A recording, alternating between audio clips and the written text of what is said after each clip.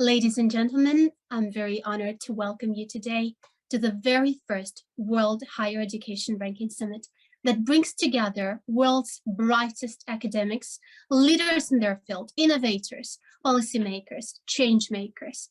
And today it's my honor and privilege to welcome Dr. Colette Mazzucelli to our today's interview.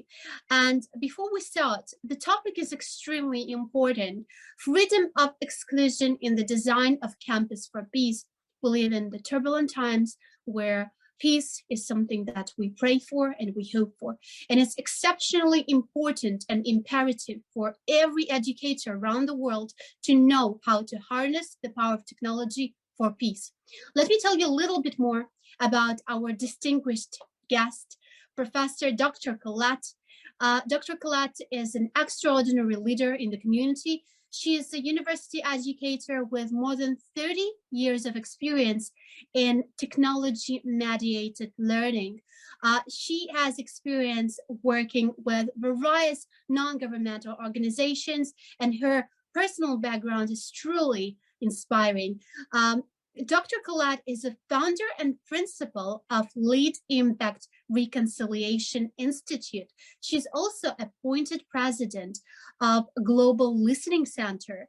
Dr. Colette has created numerous initiatives, and it will take more than an hour just to mention all the titles that she holds. But Dr. Colette is a recognized voice in international relations, teaching at the graduate level at New York University.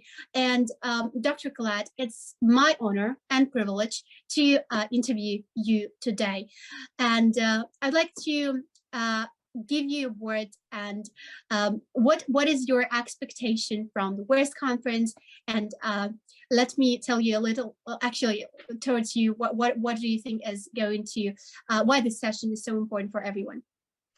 Thank you so much, Angelica. It's truly a pleasure and an honor for me to participate in the WEARS 2022 conference. As an educator who is focused on technology-mediated learning, I would like to thank TouchCast in particular for making this session and our session yesterday, our roundtable discussion yesterday, possible. The immersive technologies of TouchCast, something I've been familiar with for quite some time, through a member of our international advisory board, Professor Michael Davies, who visited NYU and who has been very involved in his own initiative, Parallel Histories with TouchCast. For me, the WEARS 2022 conference is an essential one because in my experience and my understanding, we must develop a student-centric approach to learning, to teaching in this century.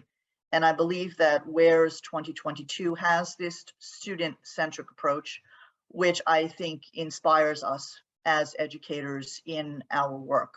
So this is why I attach such a great importance to this session and to the time with you today, Angelica, and with TouchCast. I believe that we are breaking new ground in higher education with WEARS and with TouchCast. Thank you. Ladies and gentlemen, today's topic is really very close to my heart because I'm Afghan Ukrainian, both countries torn by war, and I know exactly what it means to hope for peace and how technology can help in such turbulent and really devastating situations. So Dr. Colette, I'm really looking forward to seeing your presentation and to hearing your outstanding solutions towards today's crisis. Well, thank you, Angelica, and I share with you the aspiration for peace and the desire to try through our work together to address this need. And my concern is first and foremost to help others in our classrooms without borders, those of the students who join us, to become more aware of the possibilities working with technology to enhance our learning, our teaching, and our understanding from the inside out, from these areas upward, from the grounds up, to try to understand what is happening on the ground. I think that this is both a challenge and an opportunity for learning at the start of this millennium. And indeed, this was the aspiration we had when we began over 20 years ago with the creation of an initial seminar in technology mediated learning that was hosted at that time at Sciences Po Paris. This was the very beginning in 2000 with our experience of technology mediated learning to understand, the meaning of technology mediated learning in my own career, in my own life. I would have to go back to Europe. It always begins with the experiences in Europe, and tragically with the experiences in the 1990s of conflict in the former Yugoslavia. And I would say that's really where it began for me and for the colleagues with whom I had the privilege to work at that time, who were themselves innovators at that time in technology mediated learning. And I think that for me, the pivotal experience was my time as a Bosch Foundation Fellow in Germany, in Bonn at that time. The capital was still in Bonn, assisting with the ratification of the Treaty on European Union, also known as the Maastricht Treaty, which eventually created the euro. And my work inside the German Federal Foreign Office as a Bosch Fellow gave me a deep understanding of the need to experience, to learn about what was happening in Germany, in the former Yugoslavia, in the European integration process from the inside out. So I became determined as an educator to make that possible for others. And that was the real motivation for me to begin a career-long, shall we say, journey, because it has been a journey, a process of innovating, of experimenting, using every possible type of technology in order to reach the most fragile areas. And we started, of course, with the former Yugoslavia, because in the 1990s, that was the defining challenge in terms of intrastate conflict inside of states. That was the defining challenge of the time. Working in Germany, and then a few years later in Hungary, I was assigned at the fringes of the Soros network to lecture and to teach at the then Budapest University of Economic Sciences, the former Karl Marx University in Budapest, which was a regionally known university. And I was assigned there both to the university and to a small postgraduate institute founded by Răstovani Zsolt, who later became rector of the entire Corvinus University of Budapest. But Răstovani Zsolt was a visionary as an educator. And right away, he asked me to serve as director of international programs at what became BIGUS, the Budapest University's Institute for Graduate International and Diplomatic Studies. And there, he asked me to work with all types of technologies, polycoms, different types of video conferencing systems to bring the Hungarians closer into contact with Western Europeans, with Americans, with different students around the world. And that was really the beginning of my experience working in higher education from Budapest, using these technologies to connect students all over the world. We worked with the United States Information Service. We worked with various partners in Western Europe and in the United States. And of course, Răstovani Zsolt was, a colleague of Jasenski Géza, who, he really assumed responsibilities in academia from Géza, because Géza was appointed Hungarian foreign minister under the Antal government. So essentially, Géza retained a position on faculty as a history professor, and Răstovani Zsolt was responsible for the Department of International Relations, and then I became a director in that department at BIGUS, responsible for the technology mediated learning portfolio. And that was really the beginning. Thank you so much, Dr. Colette, for giving us the overview of your incredible journey.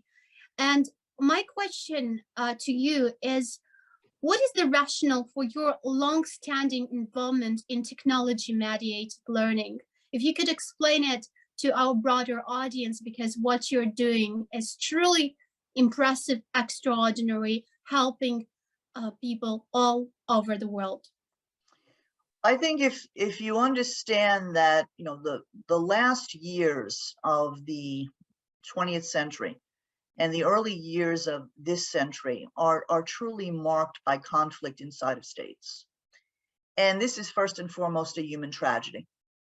Whether we were talking, you know, earlier about the former Yugoslavia, whether we're talking about Syria, Afghanistan, Ukraine, there are millions and millions of displaced persons, forcibly displaced persons, refugees, stateless peoples who continue to migrate in a world in motion.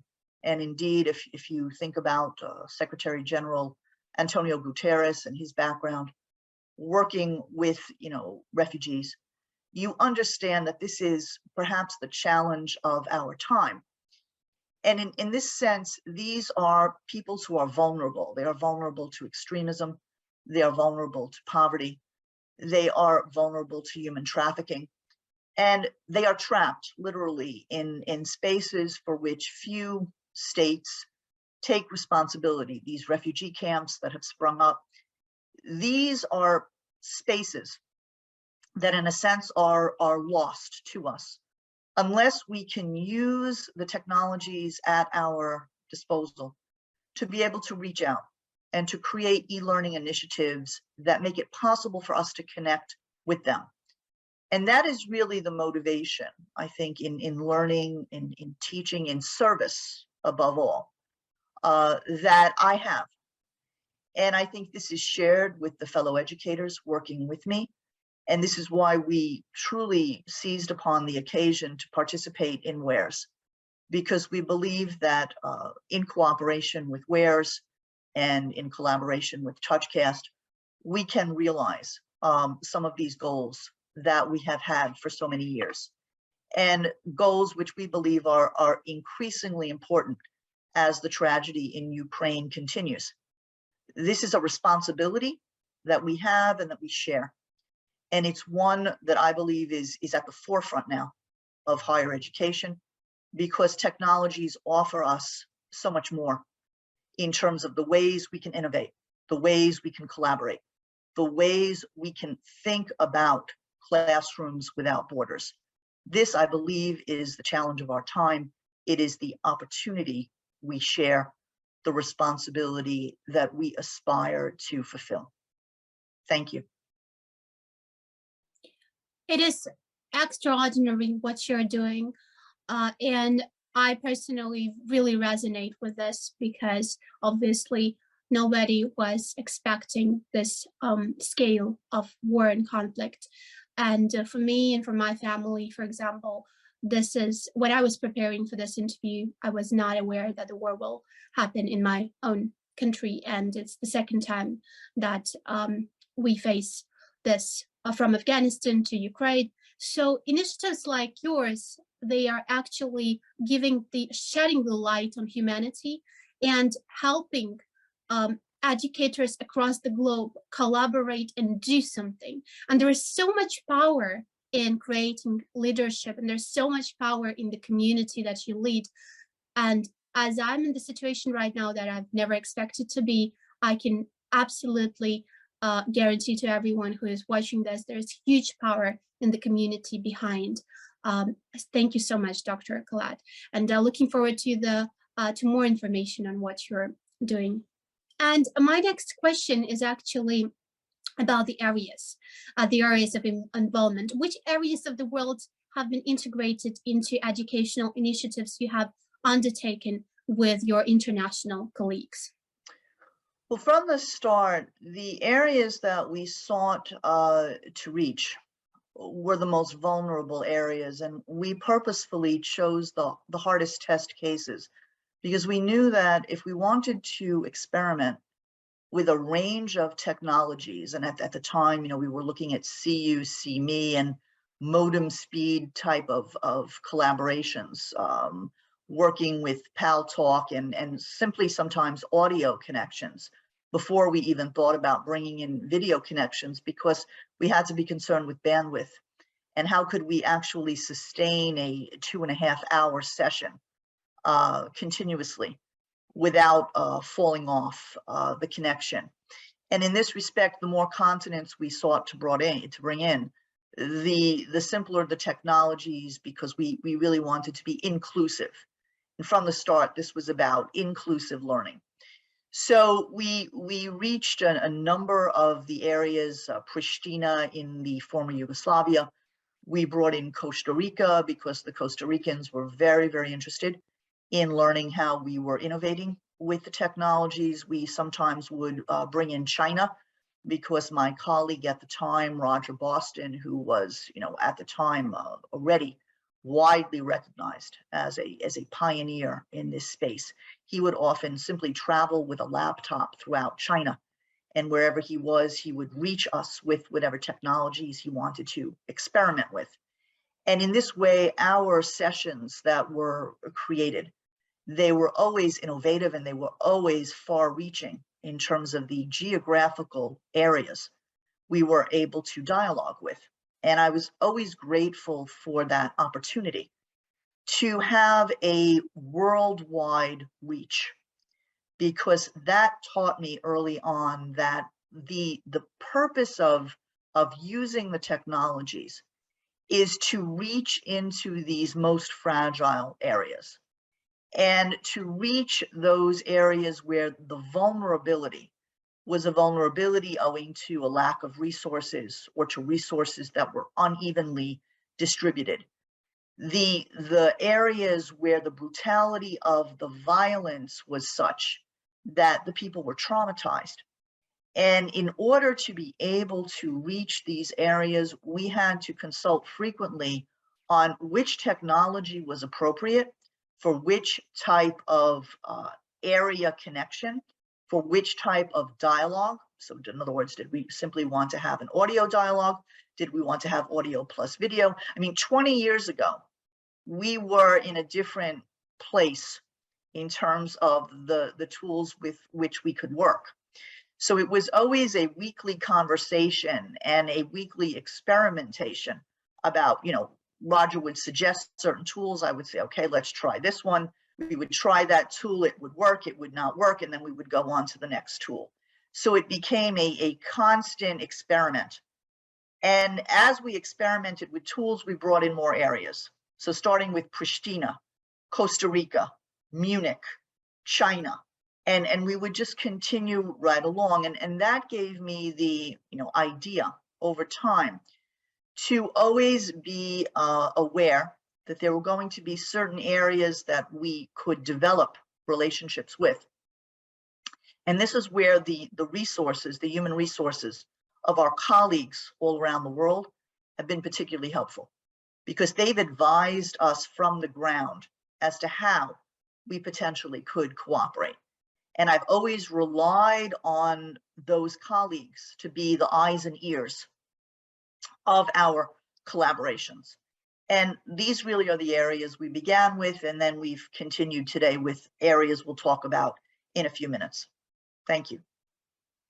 Dr. Colette, this is extraordinarily important for everyone who is working towards peace, and actually not even in the field of humanitarian support, but also everyone who wants to contribute to this, reaching out to people on the ground, understanding the situation, getting out of the bubble. I think those things are essential for every academic around the world. My next question is about freedom from exclusion.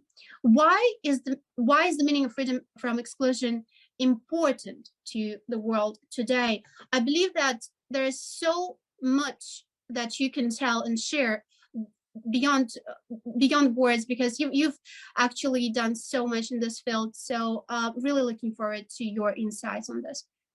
Well, thank you. I mean, I have to credit my colleague at the United Nations, Ramu Damodaran, who was involved in his career for many, many years with the United Nations Academic Impact. And Ramu asked me in 2001 to write a keynote essay for the United Nations Chronicle, the UN Chronicle.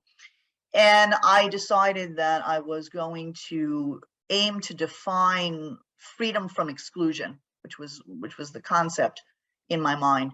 Freedom from exclusion is a human right. And at the time, we were thinking about the basic human needs. We were thinking about how do you fulfill the basic human needs of the most vulnerable? How do you facilitate what John Burton in the literature terms provention? So in other words, you really lay the foundation so that conflict does not happen in a particular area. And that foundation is a development foundation. And in that respect, what we were aiming to do was really to prevent in the sense of making gender empowerment possible, regenerative urbanism possible, to support human development. And I think that I went to the Universal Declaration of Human Rights, and particularly to Article 26, thinking about the fundamental right to education, its role to promote understanding, tolerance, friendship among all nations, racial and religious groups, and really to further the activities of the UN for the maintenance of peace. Where freedom from exclusion in my mind really resonated was with this Article 19 in the Declaration, establishing the principle, that we could define in terms of thinking about how everyone has the right to freedom of opinion, freedom of expression, the right to hold opinions without interference, to seek, receive, impart information, ideas through any media, regardless of frontiers. And of course, the human tragedy in Ukraine is that with all of this misinformation, it's very clear that there are different messages that are being received by different peoples in different places. And to include, to be inclusive means to provide the accurate knowledge and the most up-to-date awareness for those in the most vulnerable areas, and the accuracy of what we are sharing, the credibility, the reliability of the knowledge that we share, that is critical. And that is why through Lead Impact, we are trying so much with these latest technologies to share knowledge, to disseminate information as widely as possible as a way of countering the misinformation that is being shared and that is being disseminated. And I think that is critical. When we think about inclusion, we think about bringing people in to our learning endeavors, but we also think about those who are truly excluded because the information that they are receiving is inaccurate, because the information they are receiving gives them a false impression of what is happening on the ground.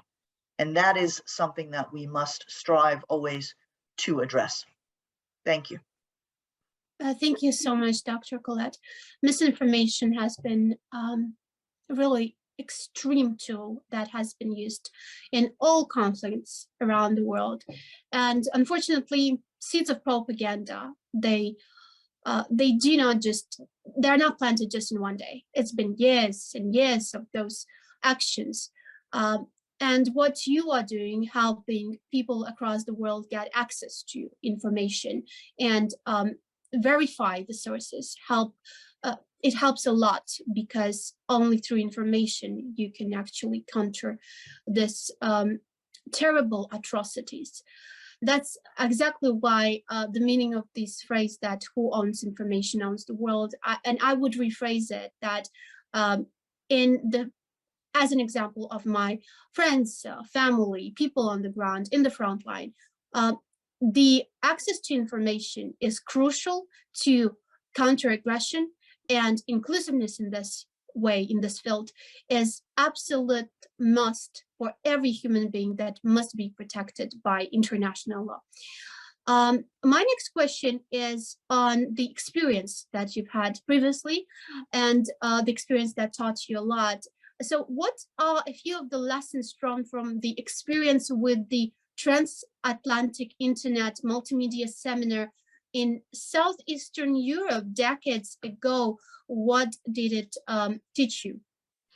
Well, it's my pleasure again to respond to this question. When we created the seminar, it was my good fortune to be appointed as a Bosch Public Policy Fellow at the American Academy in Berlin. And through that experience, I was able to craft a type of project, educational diplomacy via the internet, defining the American interest within a transatlantic policy dialogue on Kosovo. And here we actually had at the Academy a session, a multimedia session, a technology mediated dialogue, where we brought in some of the speakers, and the speakers in that seminar were at the highest levels. They were policymakers, they were academics, they were those involved in think tanks.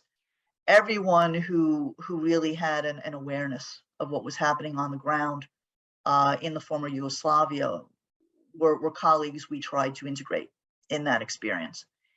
And, it was a pleasure for me to be able to teach and to chair that seminar at Sciences Po Paris, because I had been a Fulbright scholar there through really the intervention and the commitment to knowledge of a mentor of mine, the late Professor Stanley Hoffman, who founded the Center for European Studies at Harvard University. We were able as a group of persons together to create with Sciences Po Paris the first technology mediated seminar for its students in the history of Sciences Po. And in that respect, I was always very, very grateful to Sciences Po Paris, because they took a chance on a type of initiative which was really unheard of at the time. And of course, Sciences Po Paris is one of France's most elite institutions. So for them to give me the opportunity to take that chance was something that I always remember and for which I'm always grateful. The late Professor Hoffman, of course, was an inspiration to me. I always wanted to study with him because I wanted to study about France. And he was the professor who, in my eyes, would help me to understand, again, French civilization and the history and the culture and the language. So even though I decided to pursue my doctorate at Georgetown and not at Harvard, he still wrote a letter for me for the Fulbright, and he was very instrumental in everything that I would go on to do in France. And this seminar, what we learned from it, from a technological standpoint, from a community building standpoint, from a policy making standpoint, is just so foundational to this day. Everything I would say that I draw upon in Lead Impact goes back to those early learning experiences with the Seminar for Southeastern Europe, because those experiences first and foremost showed me the ways in which it was possible to reach across continents and to connect communities across continents in ways that I think we didn't even imagine. We were learning literally every day from those experiences, from the technologies that didn't work, which taught us more, I think, than the technologies that did work, and from the willingness of colleagues to be involved in the dialogues we were creating. It was a new frontier. And I smile when I think about those early experiences, because they gave us hope in very dark times. And they gave us the aspiration to continue to forge ahead and to lay a foundation for the future. And I think that's what we continue to do today. Today, I think we're looking at the present hyphen future, because everything that we do today allows us to take one step further into the future and to imagine worlds that we create, worlds that we take responsibility for. And this is something where I thank the American Academy in Berlin for the occasion to be in residence there, again, to the Bosch Foundation for making it possible to be in residence there, and to work with those technologies in so many different ways. for which today we continue to be grateful as we look ahead to the next steps in our work. Thank you. Dr. Colette, thank you for sharing your journey. And my next question is about areas of impact. How did you identify geographically key areas of focus in for lead impact? Again, drawing on the experience with the former Yugoslavia, we identified 3 areas where we believed it would be possible first to collaborate with schools. And this is, of course, what we are doing in East Jerusalem with an historic school for Palestinian girls created in 1948 there. That's our first partner. And of course, our longstanding dedication to peace in the Middle East, particularly peace in terms of thinking about the tragedies of the conflict between the Israelis and the Palestinians. We believe schools are an important collaborative partner for us. And our colleague Jamal Al-Aref has made it possible for us to work with this historic school in East Jerusalem. So that is the first point of contact as a partner. The second is Northeast Syria, because again of the brutality of the violence in that country and in that area, the ongoing human tragedy at the hands of the Assad regime. Our colleague Omar Abulea is our eyes and ears on the ground from Germany. In other words, he himself is a refugee. He fled the violence. He established himself in Germany. And from Germany, he continues to work very closely with colleagues in the area, and we continue to work very closely with him. This connection underlines my longstanding commitment to a partnership with organizations in the Federal Republic of Germany. This is my way of saying thank you to the Robert Bosch Foundation for the extraordinary opportunity that they gave each and every one of us as Bosch Fellows. And we continue throughout our lives to emphasize the importance of honoring that commitment that the Bosch Foundation has made in us, and honoring our purpose in cooperating with the Federal Republic of Germany and with partners there.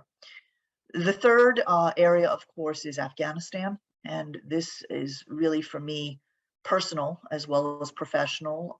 One of my former students, Rukhsar Azami at New York University, was someone who had to help her family leave Afghanistan. And this past summer, I was involved working and collaborating with her and another alumnus of New York University, Thomas Herrera, to try every possible way to help her family leave Afghanistan. And they were able to leave.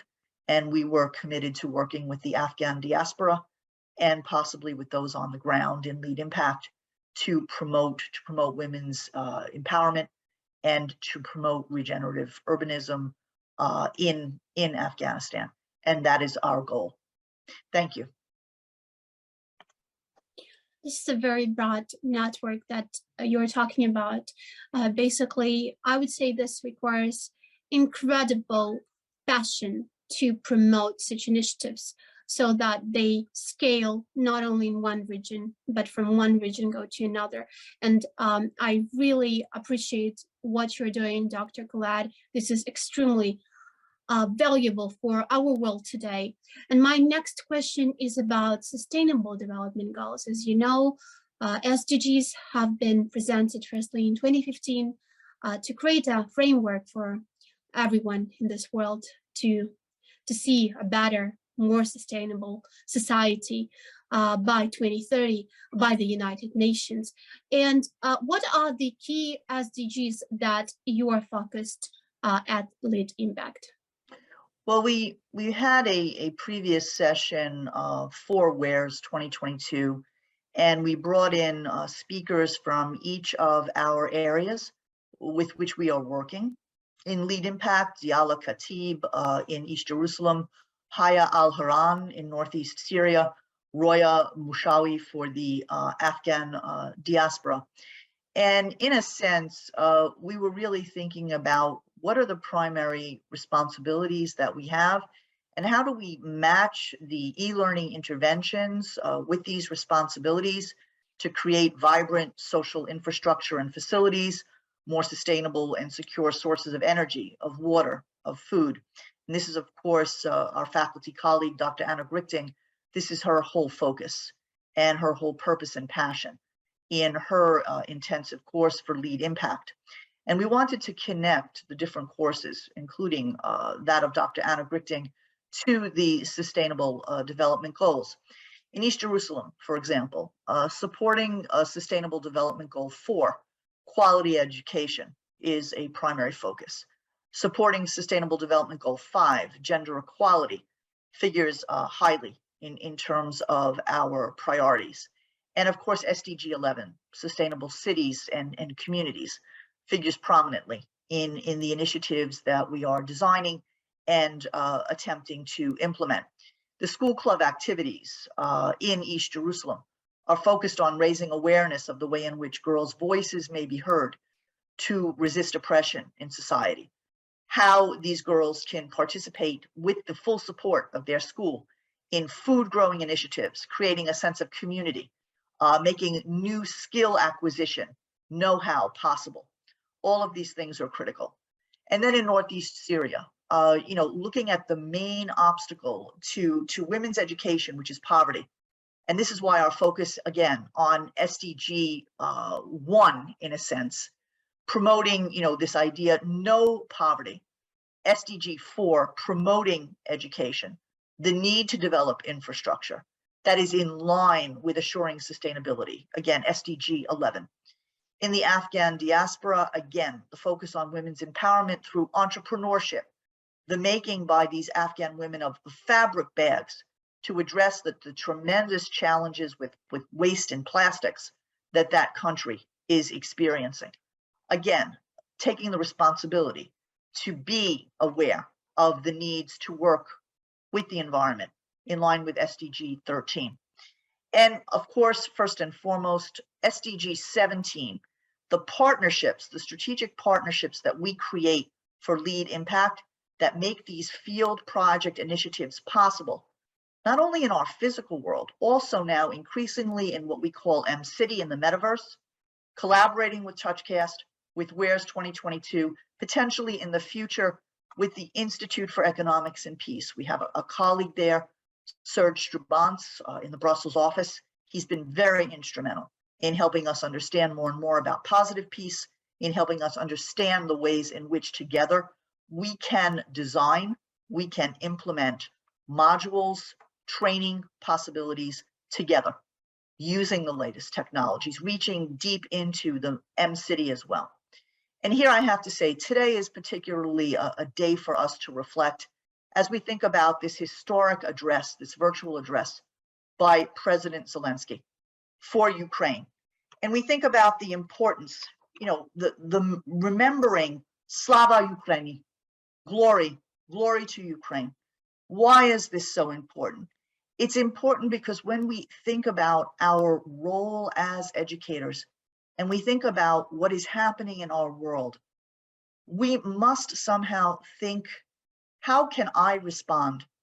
How can the students I am responsible to learn with, how can they respond? How can they be change makers? How can they make a difference in the world? How can technology support these types of undertakings? All of these things are so critical.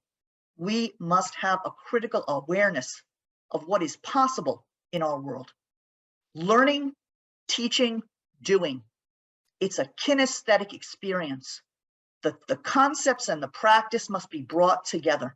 And the bridge to bring the concepts and the practice together, that can be technology. And in our hands, that is technology. This is what we mean when we say technology mediating learning. And this is what we mean when we say, as educators committed to technology mediated learning, this is our vocation. This is our responsibility. Thank you. This is vital for every academic, faculty member, staff, and every student who is watching us today. This is your responsibility to use the power that you have of education, of using the right technology to address issues of injustice and promote the ideas of peace across the world through collaboration. And I'm definitely honored to actually have Dr. Colette on board with us at today's interview to address such atrocities and issues that technology can counter. And my next question is about the future, and I really hope it will be right. How do you envision the future of lit impact in AMP City, establishing a campus for peace? You know, I'm inspired by so many who have helped me throughout the years and over the decades. And, you know, I think about two books in particular that I think resonate with me in response to this question. The first one, written by Anne-Marie Slaughter, The Chessboard and the Web. And, you know, the chessboard is really covered in terms of thinking about the vocabulary that has been elaborated in the literature over time. The vocabulary of those Mearsheimer, Waltz, all of those thinkers who've helped us to understand in international relations the importance of states and the ways in which we must think about conflict, war and peace, which is, you know, fundamental in terms of our studies. But then, you know, Anne-Marie also talks about the web. And I think what we still have yet to do is to create a vocabulary, to create a language that helps us think about the importance of the web, the importance of the interconnectedness, the importance of the ways in which technology can mediate to help us create an entirely new vocabulary. And I think that that new vocabulary is at the heart of our learning and can truly be at the heart of our learning in what we call M-City, as well as in our world. And when I think about what Anne-Marie is most concerned with, I mean, it brings me very much to my own, shall we say, dedication to humanitarian concerns and to reaching into fragile areas and to making those areas part of the learning that my students experience. They then go on and they work in those areas and they draw on the learning experiences that they have in their graduate studies. And in so doing, we've created a bridge for them. The second book really is a book written by former NYU President Emeritus John Sexton, Standing for Reason, the University in a Dogmatic Age. And, you know, in that book, what John is observing is that universities have always operated beyond sovereignty.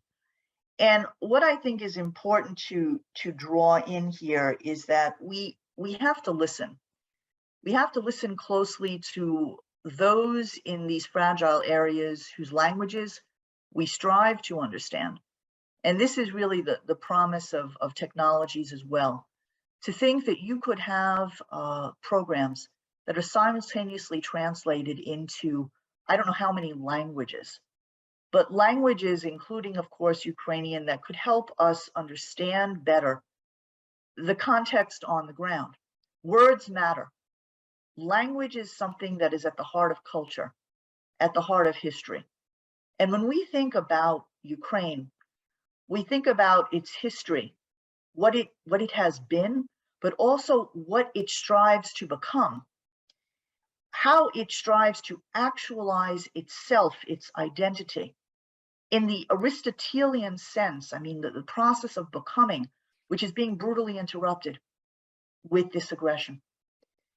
And I think that the learning that we strive to create, because it's a process of creation, of co-designing that we're involved with when we bring these technologies into our classrooms, what we are creating teaches us as much about what Ukraine has been as about what it strives to become. And in that sense, we fulfill our own purpose. We actualize our own, shall we say, potential as educators, as we strive to support Ukraine in every way possible through learning, as it aspires to continue to become, not only to be, but to evolve with its own identity, its language, the awareness, the critical awareness of its history. All of those things are so vital. And in that sense, I think M-City offers us a possibility to create and to co-design without the obstacles that we face in the physical world. M-City is an opportunity for us to seize the occasion to bring together people who, for example, might not be able to meet in the physical world. I remember years ago, I did a crisis simulation about Nagorno-Karabakh. And the ambassadors of Armenia and Azerbaijan, they couldn't come together in the same room. We had to have separate module sessions.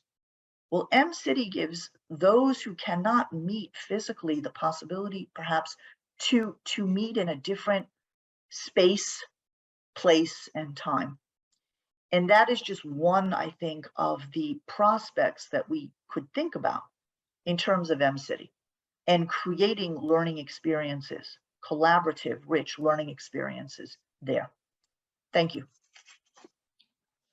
This has been an extraordinary interview because we've covered so many important topics. And as we see what's happening across the world today, we need to work together collectively. And academics across the globe, and I know that lots of prominent change makers, academics, innovators are watching us right now. They need to make the change starting from their own classroom. And I do believe that with the opportunities that M-City presents, the conversation can take place between parties that would never talk otherwise. And only through conversation and only through listening to each other, we can counter crisis of any shape or form. Thank you so much, Dr. Colette. It's been a great pleasure and honor. And as an international relations scholar myself, it's always extremely insightful to talk to you and to learn from you. And I would like to thank all our audience today, every single viewer, for your attention and for your commitment to drive peaceful initiatives and work towards better future. Thank you so much. Thank you. Thank you, Angelica, and thank you to the colleagues at TouchCast and WARE's 2022 conference.